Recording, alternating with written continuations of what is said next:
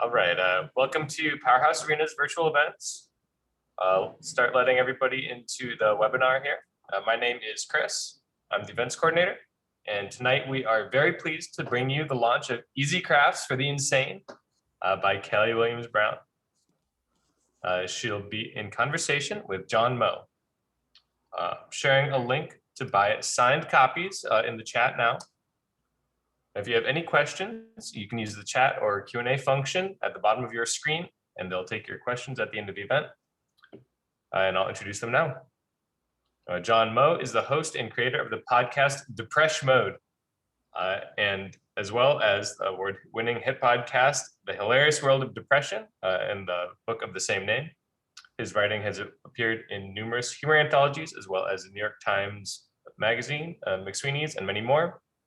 His radio work has been featured on numerous national programs, and he lives in St. Paul. Hi, everybody. I'm in St. Paul. Hi, John. Kelly Williams-Brown is the New York Times best-selling author of Adulting and Gracious, a former reporter, ad copywriter, and Bourbon Street bartender. She lived with her giant neurotic dog in Salem, Oregon. And I'll hand it over now. All right. Well, thanks so much, first and foremost, to Powerhouse for having me. I'm really excited to be here virtually, and I hope everyone is having a lovely Tuesday wherever you are. I figured I would sort of start in the traditional way and read a little something out of my book. So I'm going to start with chapter 1. And well, in this chapter, I'm about to explain to you why I got divorced, as was the first question asked of me at 9 a.m. this morning on my local TV station. So hopefully I'll do a more eloquent job of explaining it this time than I did then.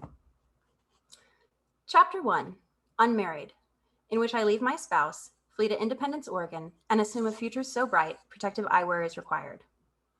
It was the summer of 2016, and I was the manifestation of a 1990s country song about how cool it is to be a gal. My freedom and self-sufficiency oozed from every pore. I felt more powerful and in control of my life than ever before. I was excited about the future. I was bopping around in a 1994 Mazda Miata, and it was great.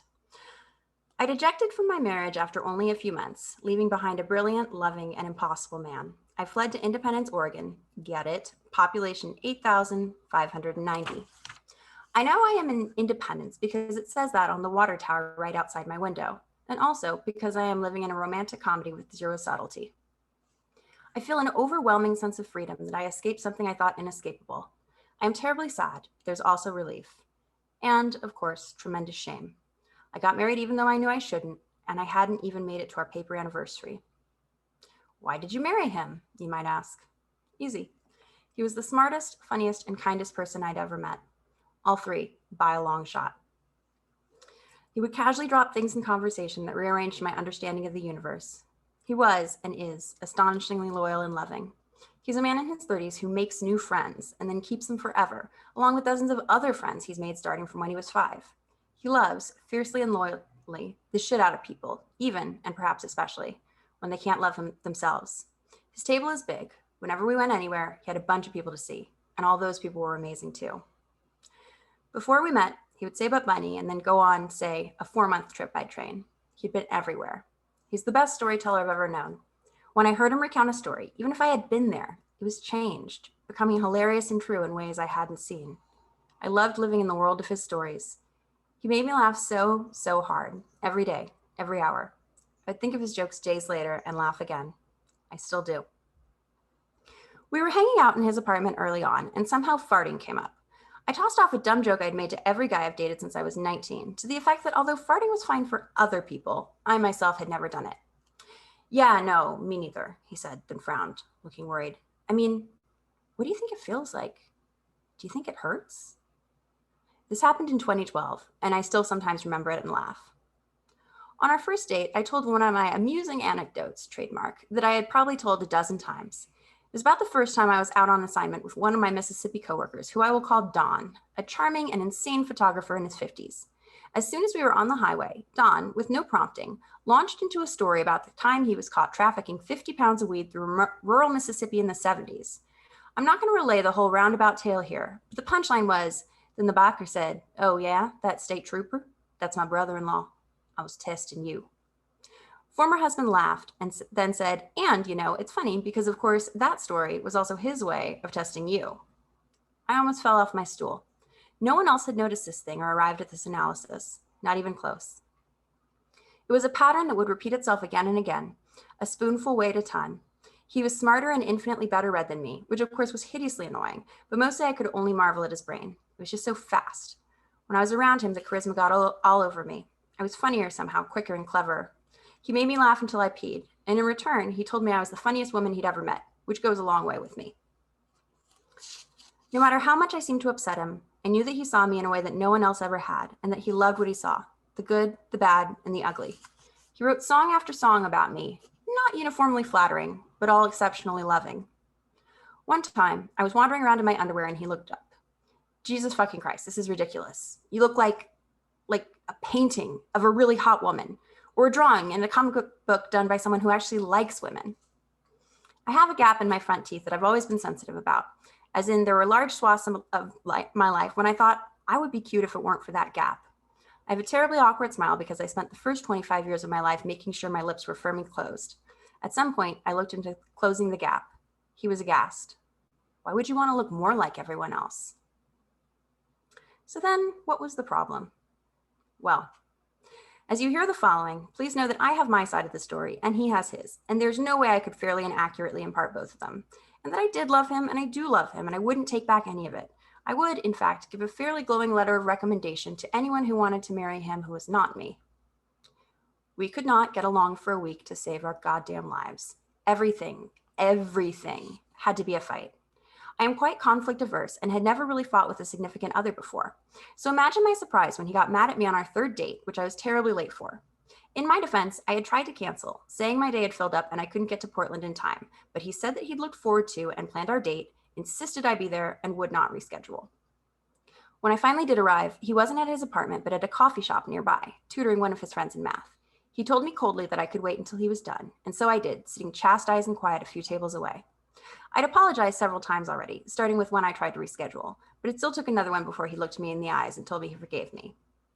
I won't lie, this dynamic was new to me, and I interpreted it not as someone with an rigid belief system who might not always consider my point of view, but rather as someone who, quote, respected himself. Or maybe both were true. He had an endless appetite for what he always framed as debate, but was often extremely stressful for me. I did not share his love of verbal sparring, and I withdrew. When something was wrong between us, always, I imagined myself folding inward, becoming a small, smooth stone, going to a place where whatever bullshit we were on about now couldn't affect me. I appeased and said whatever insincere thing I thought would end the argument.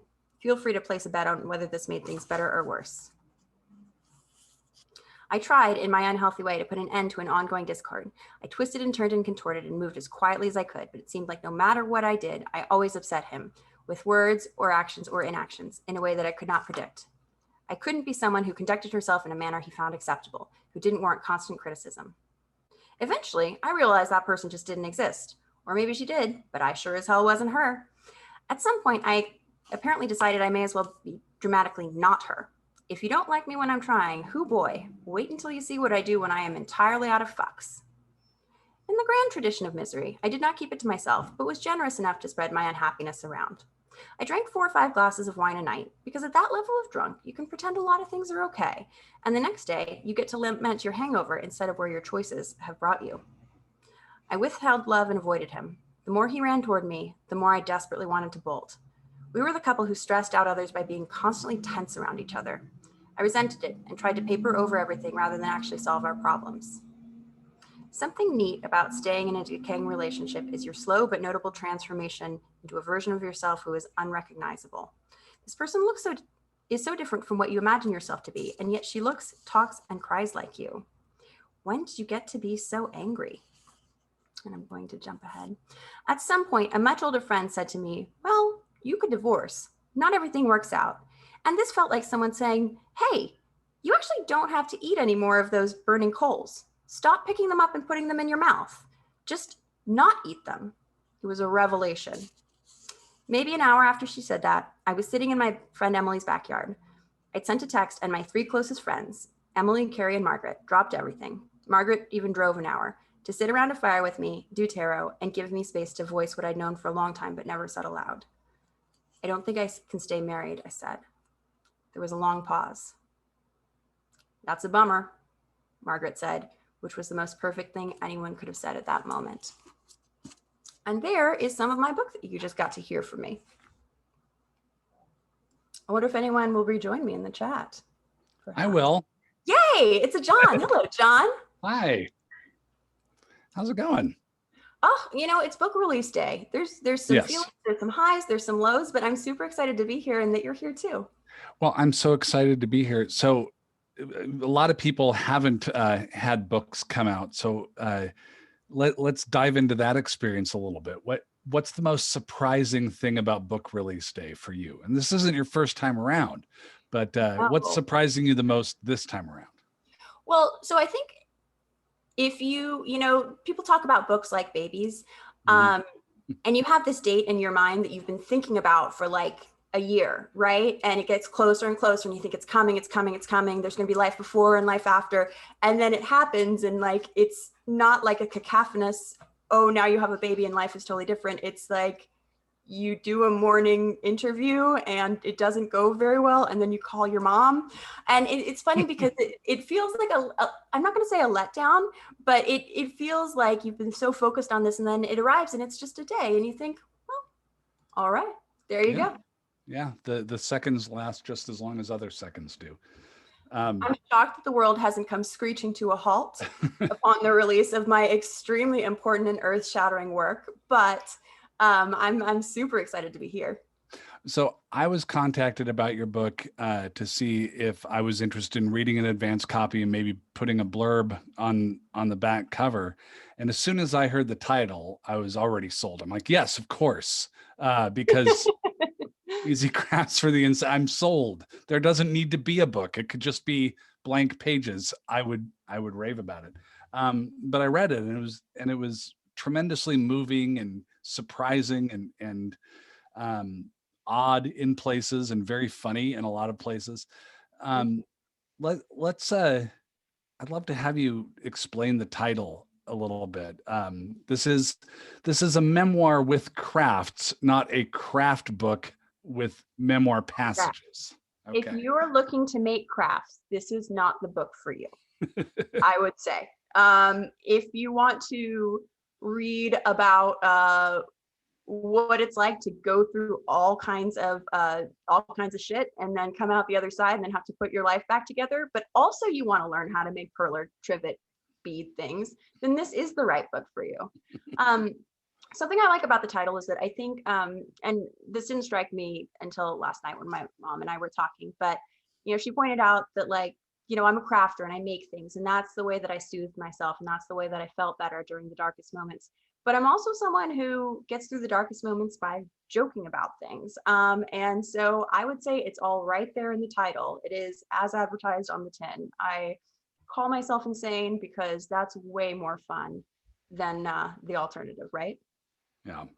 So it's probably not going to be sold by the cash register as an impulse purchase at Hobby Lobby, is what you're saying. No. I think there's a lot of reasons that it wouldn't be at Hobby Lobby, but that's one of the big ones. It's really a book about. So we didn't mention any of this going in, but this book it's basically like my really bad 700 days, right? And it kicks off with a divorce and goes down from there. Believe it or not, a lot of times the divorce is the worst part, but here it's just sort of an inciting incident. And during that time, I had a ton of health struggles, both sort of internal, and then I also broke 3 of my 4 limbs in separate, unrelated incidents. At one point, I had this arm was in a long arm cast, so I could only kind of do this, and this one was immobilized and strapped to my body. And if you've never had neither of your arms, life changes quick. Life comes at you fast when you don't have arms. And you can't catch it because both your arms are in casts. Right, and it hits, everything is hitting you directly in the face. You can't. I will say your abs get a good workout from trying to sit up without. So then that happened. That led to a pretty big depression. I've had depression for a long time and I have been under control, but something, as that can happen with people who are depressed is something, I've heard it called medication fatigue, but it's just something works and then it stops working. And that sucks. Yeah. Yeah. When I would imagine that while this was going on, the divorce, the numerous injuries, the collapse of all sorts of things, and it is, you know, I encourage everyone to read the book to take the full journey, if you haven't already. Um, I can't imagine while it was going on, you were thinking, I got to write up the proposal for this. This is a humdinger. This is going to be a book. It must have felt like this is my life collapsing and it's never going to get any better. It did. Yes. A book deal was not what I was thinking about during the actual events of the book. You know, I mean, one of the hard things is that it's all these things, and any one of them, you know, are just normal human things that happen. You know, people get divorced, people get injured, people get really depressed, people lose relationships that are really important to them, or they lose someone to death. But the fact that it all was like such a tight, compact, like 700-day nugget of terribleness meant that like I would be like, okay, well maybe, okay, no. And at a certain point, I began to find it very funny. You know, like this is a little bit of a spoiler, but I'll say what counts as a spoiler in my book is that at one point it seems like things are going really well, and then all of a sudden I'm walking on a lawn and I trip and break my ankle, requiring surgery, which is not something that should happen to a normal person. I feel like you need surgery on your ankle if like you're in a terrible car accident, right? Like not just like a normal nice lawn walk. In flats, John. I was in flats. I wasn't even wearing like my absurd, you know, stacked things that I usually do. And yeah. So, I mean, and at that point I was like, okay, this is funny. This is like very funny and very dark. And what else are you going to do but laugh at it, you know? Well, that's been my take. I mean, as the hilarious world of depression, as the title of my book might indicate, we're kind of peas in a pod here on that take. Because I've always found, I mean, the analogy I often use is Groucho Marx and Margaret Dumont in those Marx Brothers movies, where like the person, you are Margaret Dumont, and you're trying to throw an elegant state dinner, and diplomats are going to be there, and everyone's going to dress fancy, and there's going to be fine wine.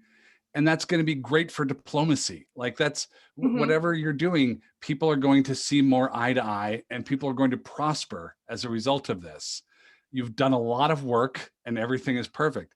And then here comes that fucker. Here comes Groucho Marx and his idiot brothers, and they're just messing with everything just to do it, just with no cause in mind, except just to be horrible to everybody and insulting and smash things and break things.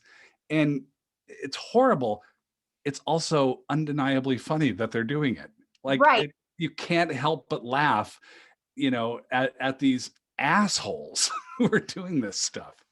Oh no, and I love the idea of just a chaotic imp just ruining my life. Just one thing after another. But I mean, you know, one thing that, you know, your current podcast is Depression Mode, and it's amazing. But I first came across your work when I was listening to The Hilarious World of Depression, which I also really enjoyed because you would have comedians on because there's such a there's such a correlation with comedy and depression. Yeah. And I'm curious, like, if you actually have gotten to the bottom of that one and figured out why that keeps happening. I mean, I think people use humor as a way of connecting with other people, as a way of almost, I see it as operating on a higher level, because not only are you able to understand the reality of the world, but you're also able to understand it in a second way to see what is inherently ridiculous about it. You know, on my old show, I would always ask people, is depression funny? And one of my favorite answers came from Paul F. Tompkins, who said, yeah, of course it's funny. He's like, you just have this thing in your brain that makes you sad for no reason at all. He said it's like the mental equivalent of the appendix, just this thing in there that has no function other than to kill you at some point if it gets around to it. And so I think that it's a way of humor is a way of understanding the world. And by spotting what's ridiculous, by kind of blowing the whistle on what's ridiculous, and then forming a bond among a select subset of humanity that gets the joke, and that can relate. And I mean, one of my first thoughts, and when I started to work on the idea of mental health and humor, was that if you can laugh with other people Mhm. in the face of this horrible thing, Mhm. then it takes away some of the power of the horrible thing. Like, it Right. demonstrates you can still be laughing as you see it, which, Well, and you it's your know, power over it, right? Like that yeah. is the only way of feeling like I have conquered whatever it is, because I can laugh at it and Mhm. it's gone and I'm here. Um, Were you and spotting what was funny about it while it was happening? I can't imagine you were able to laugh literally, but were you I, spotting it as it went? well, just really quick, because I love that question, but I do want to jump back to Oh, what you were yeah. just saying about humor. Is, one other thing I've noticed is I think humor obviously is a little bit about discomfort, right? It's about that like discordance. Mhm. And when you find other people who are just like that much off as well, then it's like, okay, you and me, I get it. Yeah, Like maybe the world is just a little bit harder for us right. to be in, just, not because of any question of privilege or anything like that. Just, well, you went back to what Paul F. Tompkins said, and I think that's amazing. They came out with a study a little while ago because the question's like, okay, why do we do this? Why do we get Mhm. depressed, right? It does not make sense on an evolutionary level that you're doing something that's making you uninterested in eating, taking care of yourself, reproducing, all the basic animal things that you're Yeah. supposed to do. You're not doing them. And the idea that these researchers put forth, it was that it was worth it to have a certain percentage of humans who are really good at, wait for it, ruminating on a problem. Mm. That we would just like think about something to the total detriment of our health, our well-being. Right. Uh, and so it's a strange vestigial function. But now when I'm depressed, I'm like, I'm sorry, I'm just ruminating too I'm hard. I ruminating. was gifted. This is my gift to the people, is The my elders have ability. deemed it so. Yes, I must. I must just focus on this problem of whether I'm a total piece of shit. And it's for humanity though that I'm doing this. You see, John, not for me. It's So not for me. when did it become a book? When did it become something that you said, "Hey, there's an arc to this. This is something people are going to want to hear. This can help people." That's a great question. I have never really written about myself before. I'm sort of an incidental character in maybe some of my writing, but I started as a reporter, which obviously is not about me. And then my first two books were me reporting other people who knew how to do things that I didn't. And so it felt like even just the idea of like, who the hell would, nobody needs a whole book about you. You know what I mean? Like that's a lot of you. And it was Despite the my, memoir genre existing. well, and the funny thing is I love memoir. Like Yeah. that's actually my favorite genre, I think. But I was like, well, nobody needs to hear from me. And it was one of my friends who said, Kelly, hearing that someone who maybe from the outside looks like she has it all together, that her life can break down, that you can just be going along and you think you know who you are, and then trauma, catastrophe, whatever, and you have to come out the other side of it and you're a changed person and you're a new person. And I thought, well, maybe that is a story that's worth telling, because even though the specifics are absurd, again, a chaotic, whoever it is coming and cursing me, I think we've all been through a time recently when it's revealed that our lives can change very dramatically and we have to make decisions as sort of new people. Yeah. Um, yeah, it really is quite a journey. So tell me about the crafts though, because everything else that you're saying, I feel like I've lived similar experiences. Mm-hmm. But the crafts part of it, like as we said, it's not a craft book. It's Not a a craft. book that has crafts in it. Uh-huh. Um, like was that a catharsis? Was that a healing thing? Was it a way of just a respite so you weren't thinking about the horrible things all the like, was it a pause or was it a curative? I think for me, the way that crafts functioned in the book is, or in that time of my life, more importantly, was that I really couldn't do anything else, Mhm. but I could do these crafts. And the thing about crafting, and it could be any number of things, it could be woodworking, or it could be cooking, or it could be making music, but anything that takes you out of this like constant jumble of your head of mean thoughts and like dark ruminations, and it just focuses you like down into one thing. Mhm. That is certainly a kind of meditation. And even just earlier today, I found myself having a lot of anxious thoughts and anxious feelings and everything. And I thought, why don't you make some lucky stars? And my fingers just know how to do these things. And then Mhm. it's sort of nice having done the crafts, not because they're beautiful or they're special or anything like that, but just because I see, okay, I can do this one thing, or if it's something like an embroidery for a friend who's just had a baby, it's like, even though maybe I lack the ability to like be there as a friend the way I want to be, I can still make something from my heart. And I mentioned lucky paper stars a lot. I've actually got a bowl of them here if you'd like to see them. Of course I would.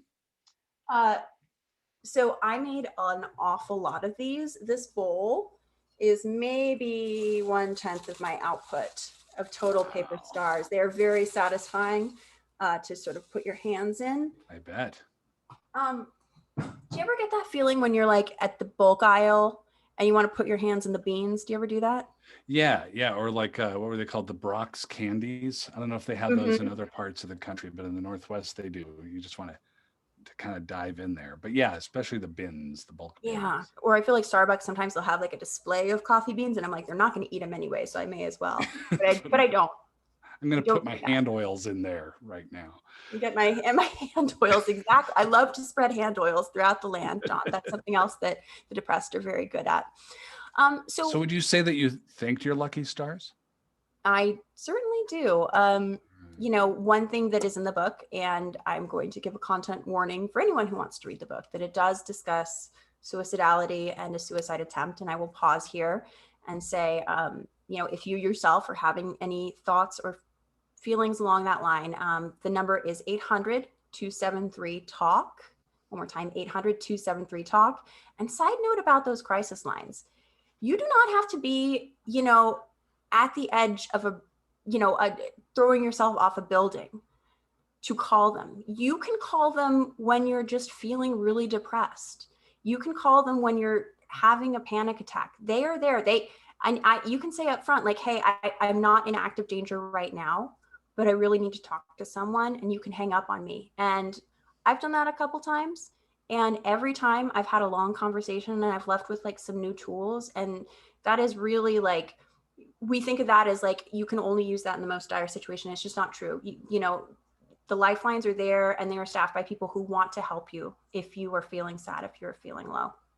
But Yeah. anyway, I'll toss in the crisis text line also. 641-641 is the crisis text line, and you text the word home to that. And maybe you're in a position where talking out loud on the phone isn't ideal. Someone will text you back. You can get a conversation going that way. yeah, whatever you're more comfortable with. But anyway, I obviously did not succeed in that very terrible endeavor, and I'm here, and the truth is, and something that I really, really want people, not just who are reading the book, but just who are suffering and who are having a hard time to know, is that there is another side of it. It will not always be this. Like I always say at the end of a terrible day, no matter how shitty it was, you never have to do that one day again. Mhm. You know? So I feel incredibly lucky, and I feel like I've done, the last, not even the last, maybe the last third of the book is sort of about how I rebuilt my life, and what it looked like to really create a lot of community around myself, to really engage deeply, not just online, not on Twitter, not on Instagram, but like with my neighbors, with people I know, with people I see. Yeah, Who's the book for? I think the book is for people who feel like they're maybe uniquely broken, or maybe that they shouldn't be allowed to complain, or that they don't know who they are anymore, like that they had a good idea, and then you lose that sense, and it's like, well, who am I now?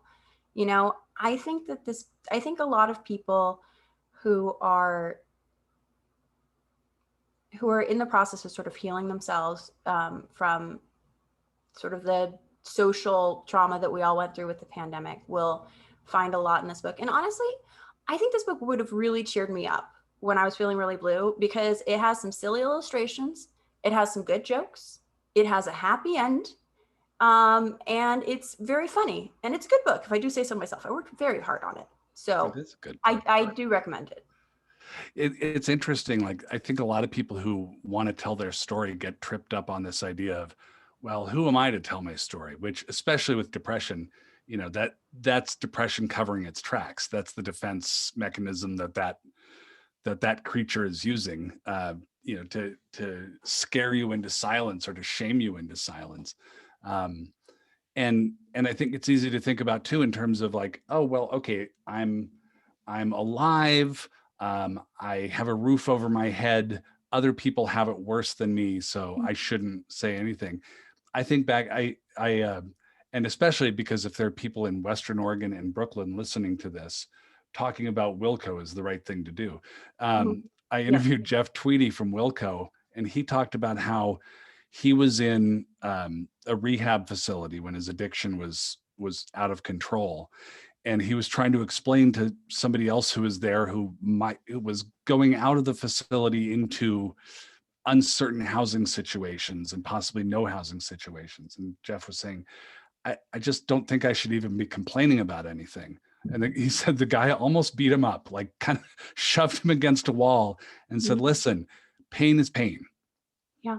And no matter your circumstances, it's the same thing. And I've always tried to kind of keep that in mind.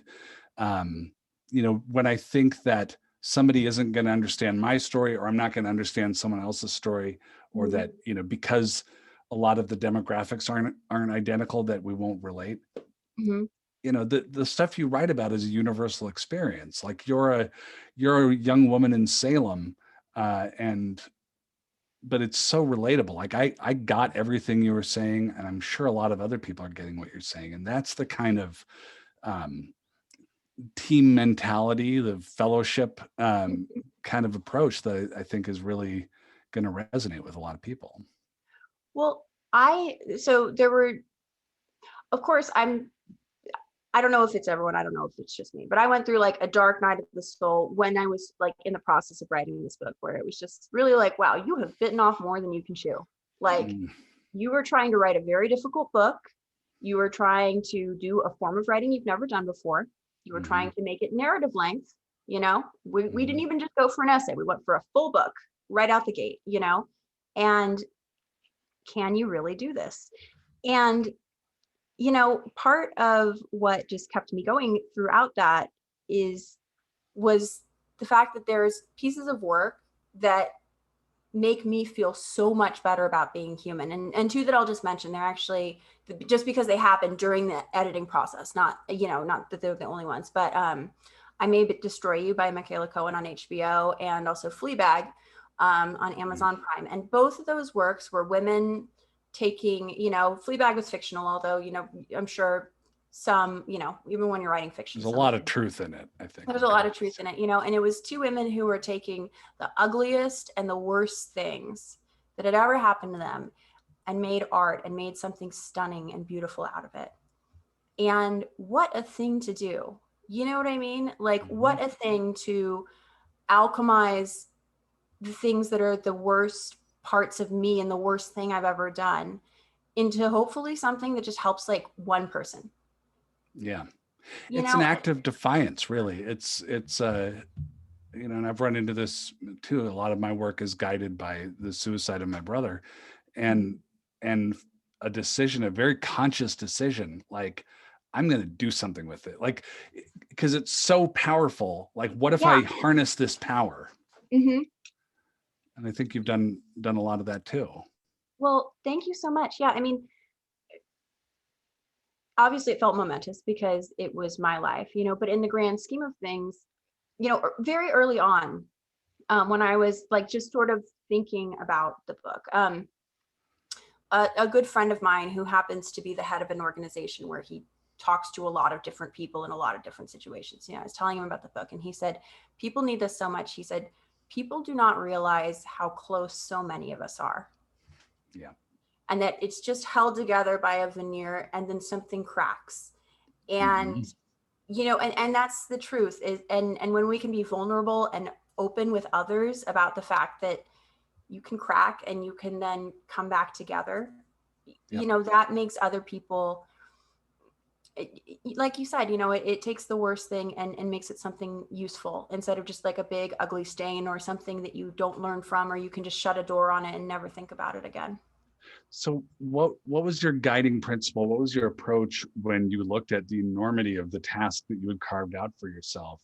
Like what did you return to? I mean, you talked about the TV shows that you were watching, but what did you tell yourself that helped? Well, so I've done this ever since my first book, but I had a little post-it that says, stop. Is this smart, helpful, funny, true? I am someone who writes for other people. You know, I come from a journalism background. I will never write anything that is as helpful to as many people as a bus schedule is. You know what I mean? Yeah. Like never in my life, no matter how hard I worked. And it's so tight writing a bus schedule. Oh, it is tight. You got to keep it real tight. You know? Really tight. No room for improv. Nope. Not even a tight five. Just right on the mark. Boom. Yep. You know, and so when I was writing it, I really thought about, what is it about this sentence or this word or this story? Is it either moving someone forward? Is it giving them something? Is it a good enough joke? Like there were lots of good jokes that got cut out because they just didn't really do anything for it.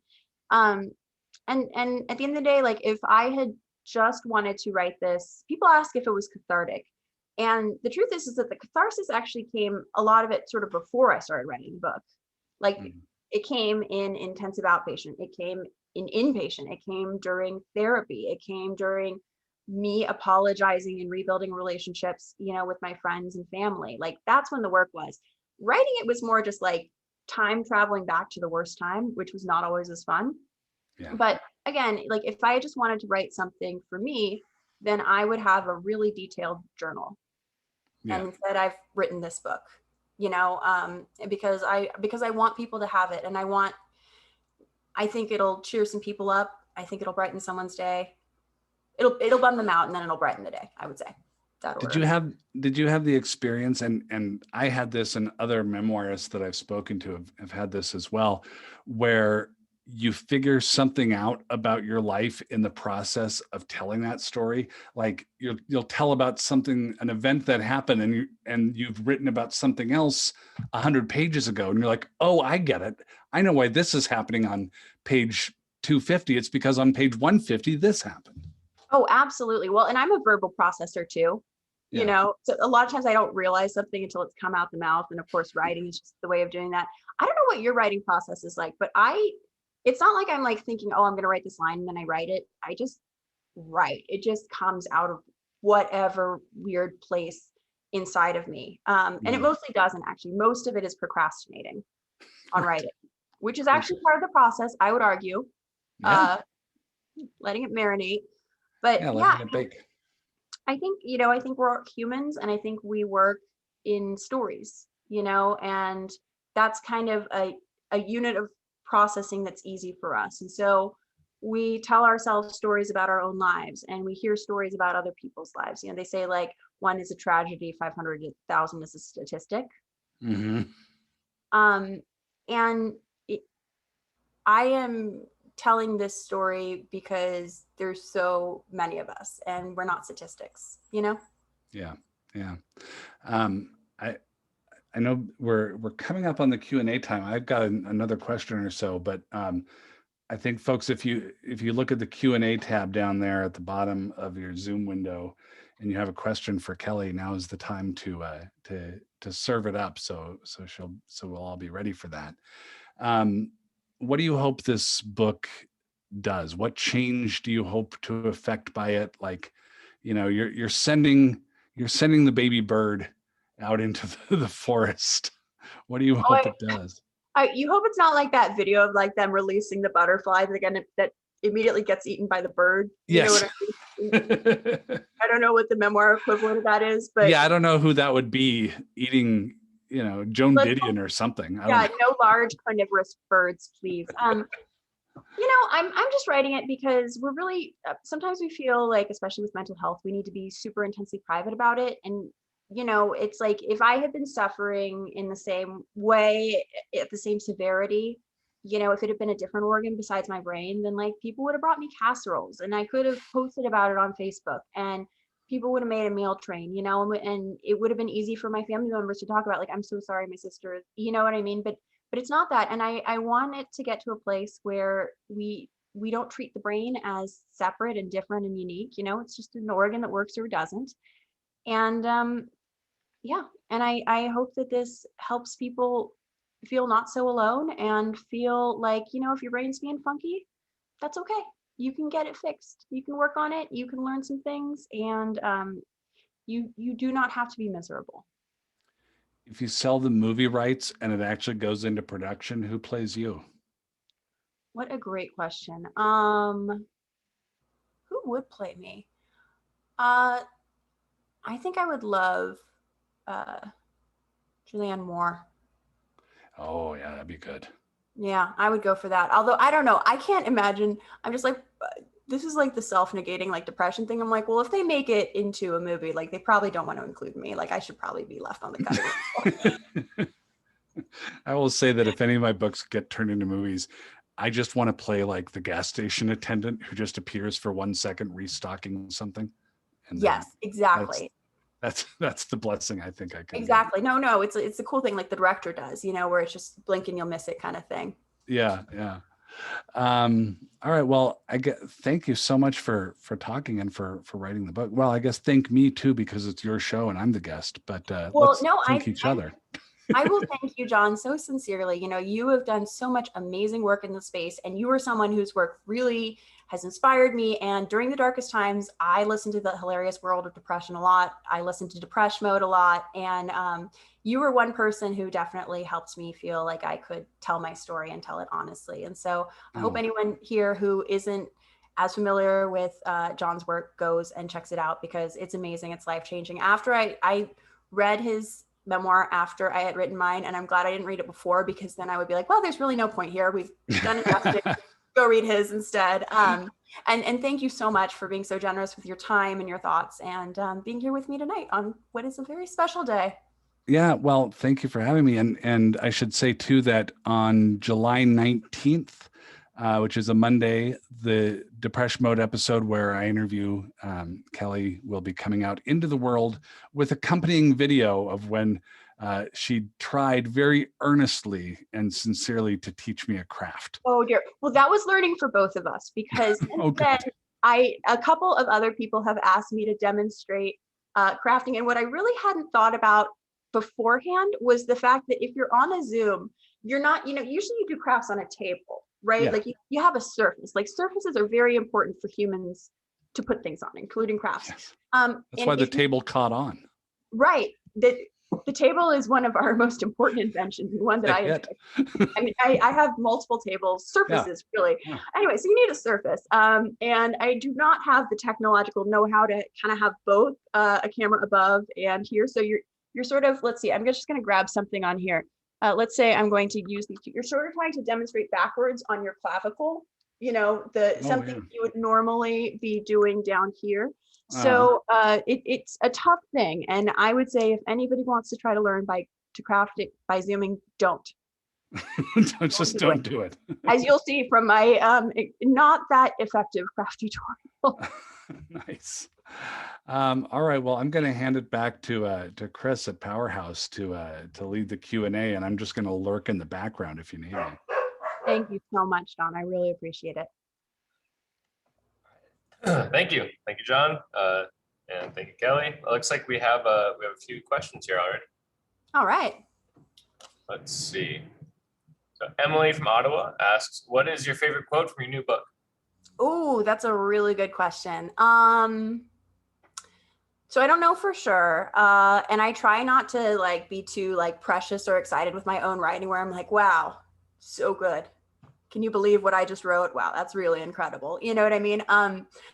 At one point I write that like after all these things had happened and I had gotten out of like a bad relationship and everything, you know, that I felt like 10,000 years older. Like when it started, I felt like a fresh young maiden, you know, on the cusp of 32, shyly making her way in the world. And by the time it ended, I was like a UNESCO World Heritage Site, you know, nothing but just like crumbling columns and like 15-year-olds on a school trip or like trying to sneak off and give each other hand jobs. And that was me. That's about like how I felt about myself.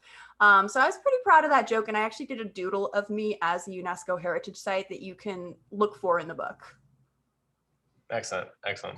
Well, and then as a follow-up, she asks, what is one piece of advice to the unmarried woman? One thing that I would say is that, you know, a lot of times we have a narrative for women, and you know, and not, again, not all women, I'm talking like from my own experience, where it's like, you know, well, you finish your school and then you start your job and then you got to get engaged and you got to get married. You know what I mean? And that's like the box that you absolutely must check if you are to be a real woman in the society, you know. And when you're dating someone in your 20s or your 30s, everyone's like, well, how's it going? And that doesn't mean actually like, how's your relationship? It's like, are you going to get that ring? Are we, you know, and it feels like this like forced march forward. And what I really want to say is that there are so many different ways of living and making family and finding meaning in community, that if you find that you are feeling like so much of your worth is like tied to whether you have a particular piece of jewelry that says like, oh, finally someone chose me, I'm not a little tumbleweed anymore, you know, that would be my advice, is that you do not have to get married. You should get married if you think, wow, I really want this person as like my partner on things. Like if we're putting together IKEA, if I'm putting IKEA furniture together, like I want them by my side. And there are legitimately people out there with whom you will want to do it. So don't just march forward, like make deliberate life choices. Makes sense. All right. Let's see. What's next? Are you working on your next book? Oh my gosh, no. Writing books is not easy. It is extremely unpleasant, I would say. And this was my most unpleasant one yet, just to write, because as I said, I had to constantly time travel back to the worst part of my life. So what I would say is I'm on about 1 every 4 years schedule. What's next for me? You know, I'm really excited to get to reconnect and start to do things in my community again. You know, I had a trivia night that of course got shut down from COVID, and I had a Girl Scout troop, and I would like to start doing those things again. I work really hard on contentment rather than happiness. Like I think happiness is like a fleeting emotion. You have it and it's nice, and you know, then it leaves. But like being content and happy day to day, the parts of my life that make me content and happy are not having written a book. It's being meaningfully connected to humans around me. So I'm only going to write a book if I really want to write a book. You got to be very sure about that. It's like a neck tattoo. So no new book forthcoming yet. But if you are in Salem, trivia night. Awesome. Wait, where is just for if we have any listeners in Salem, where is it? Sure. It's going to be actually at Divine Distillers. We're doing our first one July 22nd, and it's going to be every second and fourth, I think. But yeah, TBD. If you want to know more about that, my Instagram or my Facebook can tell you all kinds of things. Okay, cool. Let's see. Oh, here, I think this one matches up a little bit. Would you write fiction? I've thought a lot about that. I tend to read a lot more nonfiction. And every time I start to write fiction, it turns out to just be one of my own anecdotes with my name slightly changed. I do have some ideas for novels, but you know, the hard thing about a novel, and this is just my understanding, so you know, do not take this as gospel, but you know, when you're writing nonfiction, you can sell the idea of a book, and then people need you to write a book because you've taken and cashed the check. So you're gonna write the book. Whereas with a novel, I hear it all has to be all done. So you have to be efficient and self-starting enough to write a whole dang novel. And I don't see that for me. I'm gonna be really honest with you. But maybe someday, never say never. Cool. Well, okay, then I guess this one follows.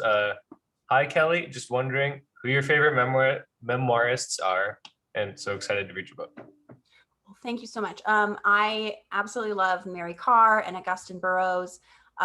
They are really wonderful. He's not really a memoirist, but David Sedaris is one of my all-time favorite writers. I feel like both he and his sister do such a good job of taking the darkness of life and making it funny and palatable and something that we can actually deal with. I recently read Amy Dresner's memoir. Like I said, John's memoir is amazing. I do tend to like, what is it called? Sobriety memoirs, because there's like such a before and after, and like you get all like the juicy drama of the before. But yeah, it's a big table when it comes to me and memoirists. Let's see. So let's see, if you could go back into that time, what could people have offered you as support? So something that was offered to me, and I didn't do a good enough job of accepting it, and I wish I had done more, is, my friend Brooke, who the book is dedicated to, did a really amazing job of helping me, like finding a therapist that would take my insurance, for example, and calling around town a little bit for me. And, it's really hard when a friend's depressed. There's really not that much you can do. Something that I like to say now when I'm texting a friend who I know is depressed is like, you don't have to answer. Just know that I'm here and I love you. And when you don't get an answer back, don't interpret that as this person doesn't care about me or whatever. We always make everything about ourselves, which, I make everything about myself. I'm very Leo like that. But, we're so used to, like, when we don't get an immediate answer from someone, it's like they hate us, whereas we take a million hours to answer. So I think really just letting people know that you're there for them, but that you don't need anything from them, and that, you don't expect them to be a performative, if that makes sense. Makes sense. I guess this is kind of goes with that a little bit. Sherry Williams says when she read an advanced copy, she was struck by how wonderful your mother's support and aftercare was, and you think that she was a major factor in your recovery. Yes. My mom is the best. I think she might be here, might not be. And, at a time when I really could not love myself and also couldn't walk, which is quite the double whammy, my mom didn't feel sorry for me, which I really appreciated, and I was ready to be in full, like, woe is me mode. And, I'd be like, well, I'm never going to date again. And she's like, yes, you are. And I was like, well, I'm never going to write again. My career is over. And she's like, no, it's not, and when I would complain about not being able to walk, she would be like, well, you're going to get to walk again. So why don't you look forward to that? And I think having her as a stabilizing force, but also someone to remind me that, like, what I was going through, while very difficult, was not the end of the world. Like, I needed to have some, like, perseverance. I needed to hold on to hope where I could find it and hold on to that optimism. And I think, yeah, that was a major, major part of me getting better. Also, like, I physically could not walk for like several days after surgery. And you would not believe how much little garbage you make until you can't throw it away yourself, until it just piles in front of you. And then you're like, wow, so many wrappers, disgusting little bits of debris. All right, we have looks like we got two more here. One, we have an anonymous attendee asks, says, you write a lot about the power of friendship in this book, for the positive and the dark side. Did going through these experiences change what you look for in a friend? I don't think it changed what I look for in a friend, but I think it changed what I expect from a friend, or what I put on a friend. You know what I mean? Insofar as, within the book, I had a couple of these very, very close female friendships, and I really leaned on them for everything. You know what I mean? And in doing so, I really, they were dysfunctional relationships in a lot of ways. And what I really realized is that, like, no matter how much you love someone, you cannot make them what makes you okay. You know what I'm saying? Like, and so I have worked really hard to develop a wide variety of friendships and to make sure that if anything, like I want to be giving 60% in all my friendships. You know what I mean? Yep. And yeah, so that has changed a lot about what, you know, what I feel entitled to. And I feel like maybe at times I felt entitled to way too much. And certainly that has changed. Oh, hi, Amy. I love you. I wish I was actually there in Brooklyn with you, but I'm going to be there soon. For those of you who are in Brooklyn, I'm going to be visiting August 5th to 10th. Yeah, so see me in person. Are there any other questions before we head out? I know we're right at time. I got one last one. I think it's a good way to end. Would love to start crafting, but I don't know where to start. Any suggestions for beginners? Sure. I think you should think about what kind of craft you really enjoy looking at. And then figure out kind of what the simplest version of that is. You know, calligraphy can be pretty easy because you can just do brush pens. Like, don't do like the dip and the nib and ink. That's very complicated. It takes a long time. You can just do brush pens and paper. Origami, all you really need is paper. You know, something where you don't have to invest a ton at first. And what I would say for anyone trying to do anything is that you have to do it again and again and again. And your first attempts are not going to look cool at all, and they won't look good. And you got to just push through that and to get to the place where you're going to make stuff that you're proud of. So, I mean, I think that's advice for life as well. Yeah, that's very good advice. Thank you. Thank you, Kelly. Thank you all so much for coming. I really appreciate it. Thanks, everyone. Bye. Oh wait, one more. Yeah. If you haven't bought a copy yet, got to buy the book. And if you missed any of the event, we'll have it on YouTube soon. It's autographed by me. All right. Thank you. Bye. All right. Is it just